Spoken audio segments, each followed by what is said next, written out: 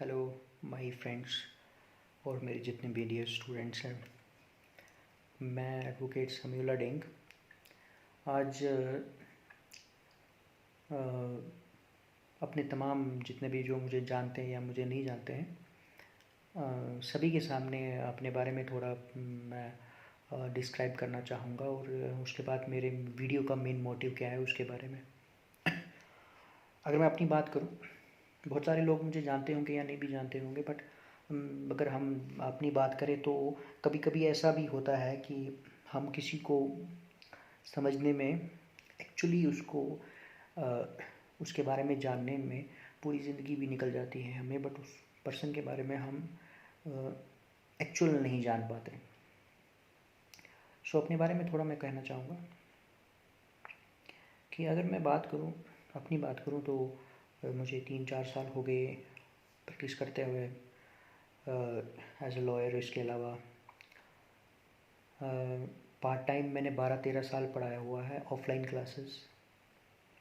और मेरा अगर बायोग्राफी की बात करें तो 2006-7 के आसपास मैंने जो है पढ़ाना स्टार्ट किया।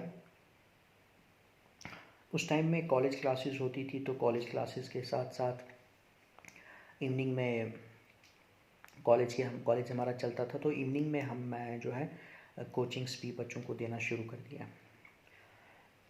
Initially I started as a arts teacher ही। अभी भी मैं आर्ट्स टीचर ही, ह्यूमैनिटीज़ ही सब्जेक्ट्स मेरा स्पेशलाइजेशन है।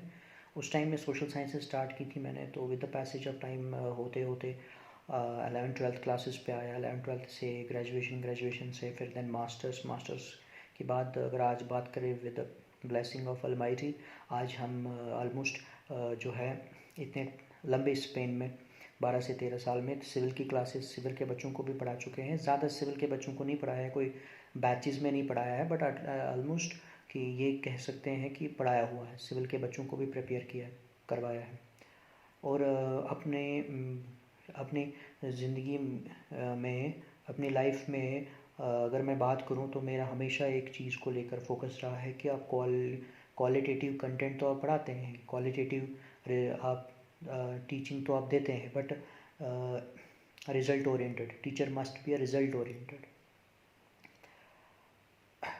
मैं अगर बात करूं कि आज के टाइम में एजुकेशन की मैं अगर बात करूं, मैं पहले बात करूं ये कि मेरा वीडियो का मेरा मेन मोटिव क्या है। मोटिव मेरा ये है कि जो 5 साल का लॉ पढ़ा और 3-4 साल का जो अभी अपनी लॉ की किसी एग्ज़ाम की तैयारी कर रहे हैं या लॉ पढ़ना पड़ता है, वकील को तो हमेशा लॉ की बुक्स के साथ फेमिलियर रहना ही पड़ता है। अब वो जो थोड़ा बहुत इंटेलेक्ट गॉड की ब्लेसिंग से, गॉड की हेल्प से मिला, और उसके बाद जो 12-13 साल का ह्यूमैनिटीज़ सब्जेक्ट्स के ऊपर जो होल्ड रहा, उसको मिक्स करके मैं एक मिशन के साथ जो है अब आगे बढ़ना चाहता हूँ। और मेरा मिशन क्या है, मेरा मेन मोटिव क्या है, मैं आपको वो वीडियो के एंड में बताऊँगा। बहरहाल जो मैंने 12-13 साल जो पढ़ाया मैंने, उसमें मैंने बहुत सारी चीज़ें ये भी देखी कि एक जो टीचर की अगर हम बात करें तो एक टीचर जो है मुझे लगता है कि दुनिया में सबसे ज़्यादा सबसे ज़्यादा जिसे अपने रोल की फ़िक्र रहती है वो एक टीचर ही है। टीचर मैं कहता हूँ अगर वो रिटायर हो जाता है, गवर्नमेंट टीचर की बात करें हम, तो वो फिर भी रिटायर होने के बाद भी उसे हमेशा इस चीज़ की फ़िक्र रहती है कि मैंने जो पढ़ाया अपने टीचिंग के टाइम में, क्या वो मैं अच्छा डिलीवर किया, मैंने नहीं किया। अगर वो क्लासेस पढ़ा रहा है और सुबह फिर से क्लासेस पढ़ाता है तो रात भर उसे यही फ़िक्र रहती है कि कल क्या पढ़ाऊँगा और कल किस तरीके से बच्चों को पढ़ाऊँगा, शायद उन्हें समझ नहीं आया या क्या आया उन्हें समझ नहीं आया। तो बहरहाल ये चीज़ें इकट्ठा होके जब इतने 12-13 साल में ये चीज़ें देखी, तो मेरा कहने का मतलब ये है कि अगर हम टीचिंग से भाग भी जाएँ, छोड़ भी दें, फिर भी हम हमेशा एक टीचर ही रहते हैं। टीचर मतलब कि एक बार आप अगर टीचिंग में आ जाते हैं तो उसके बाद ये तो मेरा पैशन है टीचिंग, तो मगर उसके बाद जो वो बर्डन है ना आपके ऊपर, वो हमेशा रहता है। टीचर के ऊपर हमेशा बर्डन रहता है। वो अभी अपने काम से रिटायरमेंट के बाद भी जो है अपने काम से जो है, अपने काम की ड्यूटीज से वो जो है कभी जो है भागता नहीं है, उसे फिक्र रहती है। बेशक उसकी उम्र जो है उसे अलाउ नहीं करती है कि अब आप पढ़ाए या मगर फिर भी उससे हमेशा जो है ये फ़िक्र रहती है कि मैंने जो डिलीवर किया वो अच्छा था, गया कि नहीं, बाकी बच्चे कैसे पढ़ेंगे, सोसाइटी में हर कोई एजुकेशन अवेल कर रहा है नहीं कर रहा है, उन्हें प्रॉब्लम क्या आ रही है। तो ये चीज़ों में टीचर जो है हमेशा जो है अवेयर रहता है। उसी चीज़ बच्चों के फ्यूचर की जो है वो हमेशा पेन लेता है, उसे फ़िक्र होती है। तो यही चीज़ें सोच के मैंने ये एक स्टेप उठाया है। और ये भी देखा है मैंने कि अगर मैं अपने इसकी बात करूं कि अपने कितने बच्चों को मोस्टली आज तक पढ़ाया है मैंने, तो मैं अगर बात करूं ये कि जैसे मैंने कहा एक टीचर को रिज़ल्ट ओरिएंटेड होना चाहिए। मैं अगर बात करूं जम्मू में जितने भी one of the most reputed schools रहे, चाहे खासकर CBSE के, तो उनकी क्रीम बच्चे पढ़ाए हुए हैं मैंने, मैक्सिमम क्रीम बच्चे पढ़ाए हुए हैं। तो ये तो 2007-8 की बात थी। उसके बाद फिर कॉलेज क्लासेस स्टार्ट हुई, फिर बहुत लंबा लंबा जर्नी गया। अब मेरा जो मेन मोटिव यही है कि जो अगर, क्योंकि देखिए अगर इंटेलेक्ट है आपके पास, अगर मैं कहता हूँ अगर आपके पास स्किल है तो आप सोसाइटी को दीजिए, आप उसे दीजिए सोसाइटी को। तो अगर यही चीज़ मैंने सोची कि अगर लॉ का थोड़ा बहुत नॉलेज जो 5 साल में हमने पढ़ा या अभी 3-4 साल में अभी हम सीख रहे हैं, और उसके बाद जो 12-13 साल का एक जाइगेंटिक एक्सपीरियंस ह्यूमैनिटी के सब्जेक्ट्स में लिया, political science, history, sociology, philosophy, psychology, तो उनको इकट्ठा करके क्यों ना हम सोसाइटी के लिए कुछ ना कुछ कंट्रीब्यूट करें। 12-13 साल पढ़ाया, ओके, ख़त्म हो गया, ठीक है, अब बंद कर देंगे, नहीं। हम जब गॉड हमें कोई चीज़ देता है तो हम उसको जो है कोशिश करें कि उसको हम सोसाइटी में भी कंट्रीब्यूट उस चीज़ को करें। अगर कोई स्किल देता है तो उसे करें। अब प्रॉब्लम यहाँ पे ये है कि आज के वक्त ऐसा चल रहा है कि हर एक बंदा पेन उठा के, बुक उठा के 1 महीने पहले पढ़ता है, उसके बाद वो कहता है कि now he consider himself as a teacher. मगर मैं अगर बात करूँ तो teaching is an art, is a skill, and that is not known by everyone. ऐसा नहीं है कि जो टॉपर है या जिसने IAS किया हुआ है तो वो जो है एक अच्छा टीचर बन सकता है, ऐसा नहीं है। हाँ, ये बात है कि मेन इंग्रेडिएंट जो है इंटेलेक्ट है। जब तक आपके पास इंटेलेक्ट नहीं होगा, क्योंकि आप पढ़ाएंगे कैसे फिर। मगर ये एक आर्ट है। इंटेलेक्ट, खाली इंटेलेक्ट से आर्ट नहीं होगा आपका। अगर लैग करेंगे आप, you can't be a teacher. अब प्रॉब्लम आज के टाइम में यही हो रहा है कि मैं वही कह रहा हूँ कि यहाँ क्या हो रहा है कि एक पर्सन जो है वो उठ के पेन और कॉपी पकड़ के और पढ़ाने लग जाता है और वो कहता है कि मैं टीचर हूँ। अब सही जज करने वाले बच्चे हैं, असली जज जो है बच्चा करेगा।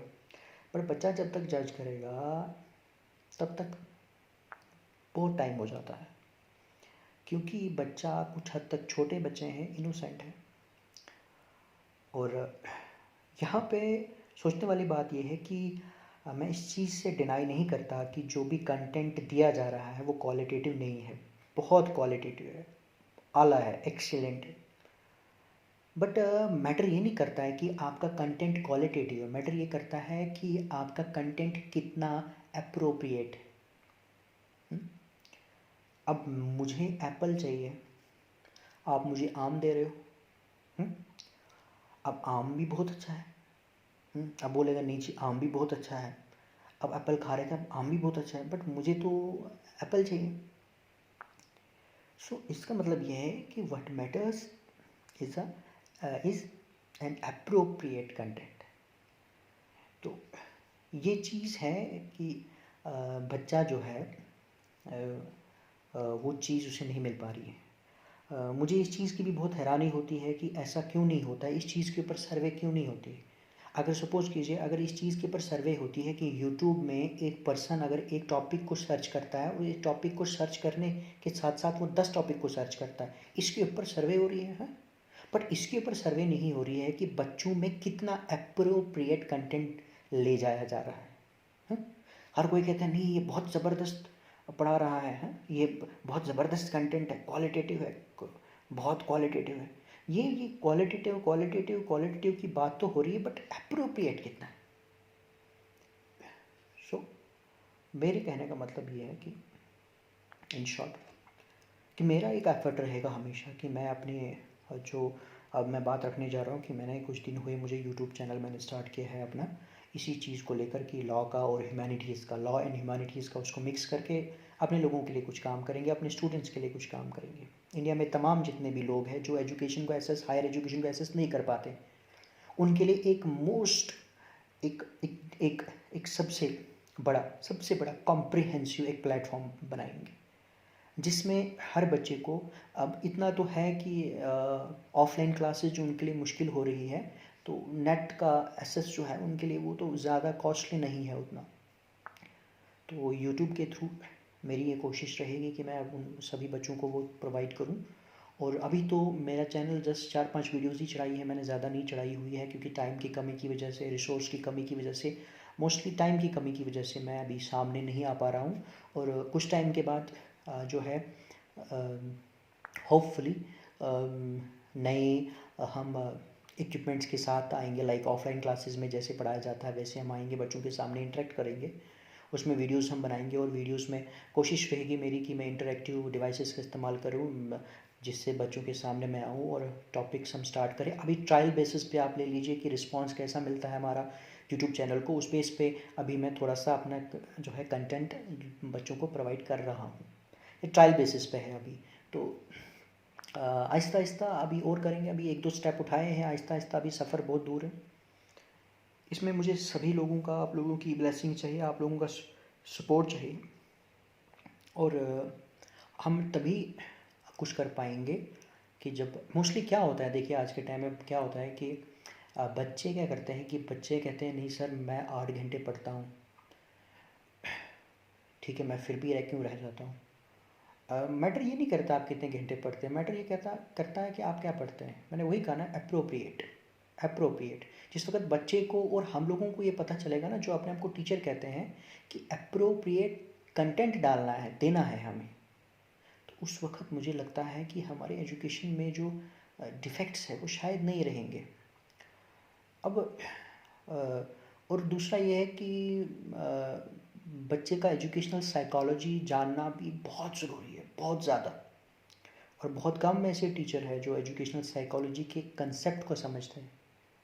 सो मेरी अब प्रिसाइसली मैं ज़्यादा लंबा वीडियो को नहीं करूँगा, मेरी बस यही एक ये है कि अभी ये जस्ट एक स्टार्ट है, हम आगे और बेटर करेंगे, फार बेटर करेंगे। अभी ट्रायल बेसिस पे, मैंने वो कहा कि हमारा चैनल अभी ट्रायल बेसिस पे चल रहा है, अभी मैं डायरेक्टली बच्चों के साथ इंटरेक्ट नहीं कर पा रहा हूँ, तो आने वाले टाइम में हम करेंगे।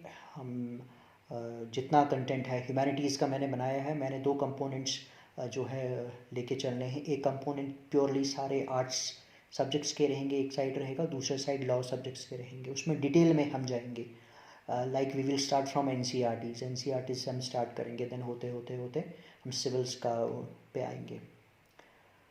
सो होपफुली हम कुछ अच्छा कर पाए। ये मेरा एक मेरा ड्रीम है, पैशन भी है। तो अपने प्रोफेशन के साथ साथ जो अपने प्रोफेशन से थोड़ा है उसको मिक्स करके, जो 12-13 साल लगाए उसको मिक्स करके जो है अपने लोगों में, अपने बच्चों में, अपने स्टूडेंट्स में, सभी में हम जो है, ताकि मेरा ये ड्रीम है कि कल एक किसी गांव में फार फ्लंग, अब तो ये है कि भाई अगर इतना तो ये है कि हम ह्यूमंस में एटलीस्ट इतना ह्यूमन डेवलपमेंट हो चुका है कि हर बच्चे के पास एंड्रॉयड फ़ोन तो है, नेट के एक्सेस भी है, और गवर्नमेंट ने भी अब जो है एक अच्छा इनिशिएटिव लिया, जो हमारे पास आज हर किसी के पास इंटरनेट की फैसिलिटीज़ है, गवर्नमेंट ने प्रोवाइड की है। तो उस हिसाब से गांव में भी अगर बच्चा बैठा होगा, वो भी उसे कोई ऑफलाइन के लिए कोई हाई फाई इंस्टीट्यूट्स में, सिटीज़ में 2-3 दिन का जो है वो सफ़र करके फिर वहाँ का खर्चा उठाना, फिर स्टडी का खर्चा उठाना की ज़रूरत नहीं पड़ेगी, होपफुली। तो मेरे चैनल के थ्रू स्लोली इसमें टाइम तो लगेगा इसमें, बट हम कामयाब होंगे, ज़रूर होंगे इसमें। और ताकि वो घर बैठ के ही जो है वो अपने डाउट्स को, टॉपिक्स को क्लियर कर सके। और उसके लिए एजुकेशन उस वक्त पे जो रिलीफ उस बच्चे को मिलेगा और उसके बाद जो हमें मिलेगा, तो उसकी बात ही कुछ और होगी। तो उसे ज़्यादा सफ़र नहीं करना पड़ेगा, ज़्यादा दूर नहीं जाना पड़ेगा उसे। तो यही है कि हम अगर एक टेक्नोलॉजी वाले हम इरा में रह रहे हैं तो इसका हमें बेनिफिट लेना चाहिए। सो मैं इसी के साथ वीडियो फिनिश करता हूँ एंड आई होप कि will see you soon. Thank you.